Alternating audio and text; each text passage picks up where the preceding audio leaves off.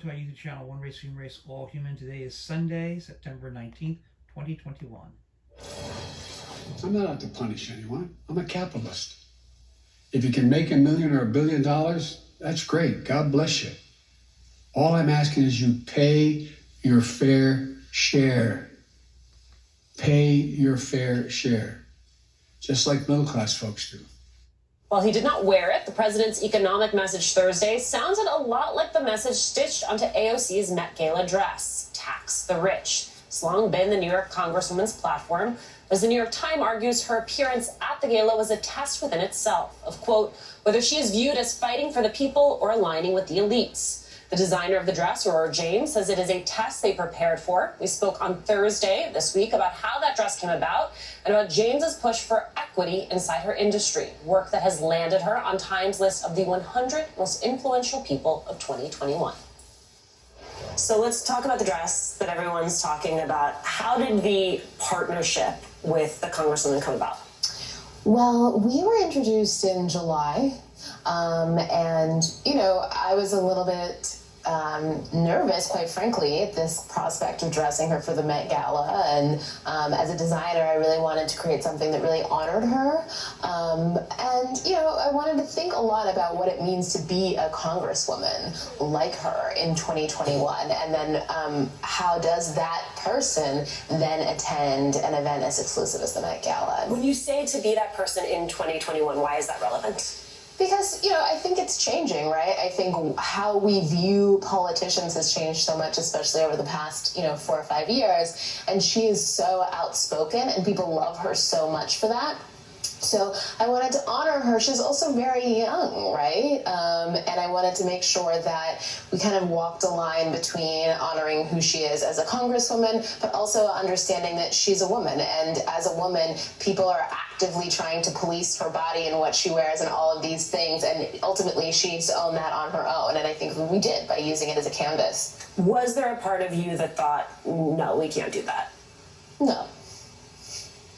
No, because you have to keep pushing forward, right? And, the Met as an event, the people that attend the event as well, a lot of them are really, big people within pop culture. And I think what a lot of people don't want to acknowledge is that pop culture pushes all of us forward oftentimes, including politicians. And so when you put that message out there, as uncomfortable as it may be for some of the people that are in that room, we are also pushing that idea forward. And you know what? She's been saying tax the rich for a really long time, and she's going to say it in any room that she's in, no matter what, even at the expense of her own comfort. Because it would have been a lot easier just to show up in that dress without that message, right? And just have a fun night. But that's not who she is. She would have never done that. Right? So she wants to make sure that we're breaking the fourth wall and actually getting that message in front of the people that need to hear it. And they're not just going to be able to, sit back and have the regular experience that they've normally had at that event. Well, it's not only that she would have been able to kick back and have that night,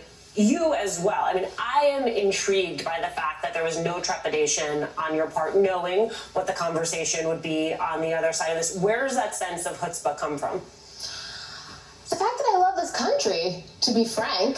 I mean, I want this country to be the best possible version of itself. And we've also just gone through a global pandemic that was really hard on people. And it was really hard on my community. And I really want to see the people that have the least start getting access to a little bit more. There are a lot of people who will become familiar with your work as a product of having designed this dress.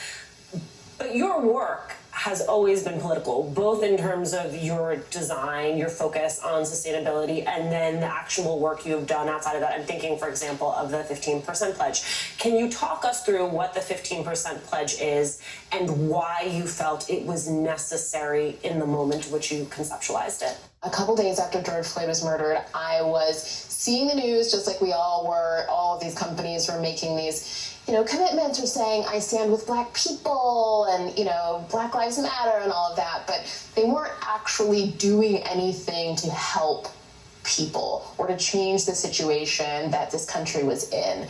And, I was reading the messages, but I wasn't really inherently feeling it as a Black woman. And, a friend of mine called me and she was talking to me about a major corporation that she worked with that was a retailer and saying, they are based in Minneapolis, and they're really worried. People are really upset, and they really, love black people. And I was like, oh, okay, well, tell me more about this love of black people. And she's like, well, they just donated a couple $1 million to NAACP. And I was like, oh, wow. Well, black people spend more than a couple $1 million there every day.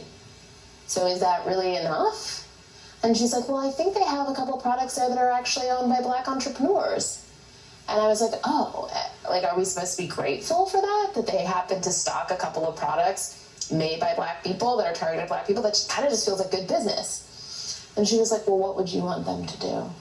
And I was like, well, black people are almost 15% of the population. Major retailers should consider committing 15% of their shelf space to black-owned businesses. I just sat down and I thought about what would happen across America if major retailers started making that commitment. I wrote it out. I posted it on Instagram. That was on a Saturday. And Sunday, I stayed up overnight with my web designer. We launched a petition Monday at noon. By Wednesday, we became a nonprofit, and by day 10, Sephora became the first major corporation to commit to the 15% pledge. So since then, we've signed almost 30 major companies, Macy's, Ulta Beauty, Nordstrom, 10-year contract. Everyone signs a contract, and through our pledge takers, we've now driven economic opportunity of over $10 billion to black-owned businesses across this country. As for criticisms of her dress, AOC shared this thought posed by journalist Molly Cahill, tweeting, quote, "Femininity has the power to make the world talk, and if that is true, maybe it also has the power to make the world organize, vote, think critically, and consider the well-being of their neighbors." Still to come on American Voice, as Fala Ramos on her new Vice series exploring the Spanish-speaking anti-vax world and why Hispanic adults are among the largest groups not vaccinated. Plus, body image versus public image. Which one do platforms like Facebook and Instagram care about most?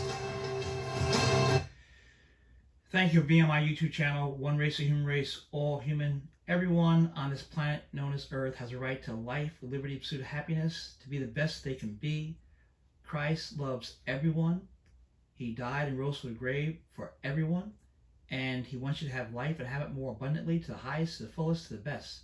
And that is our mission as Christians, to make sure that we provide actions of love and justice. Agape love, which means that you care about everyone in the world equally. And actions that are kind, courteous, compassionate, with a concern for all people everywhere equally. There's one race, the human race. And what a wonderful idea about that 15%. Well done. Today is Sunday, September 19th, 2021. Thank you again for being on my YouTube channel. God bless you, and God keep you.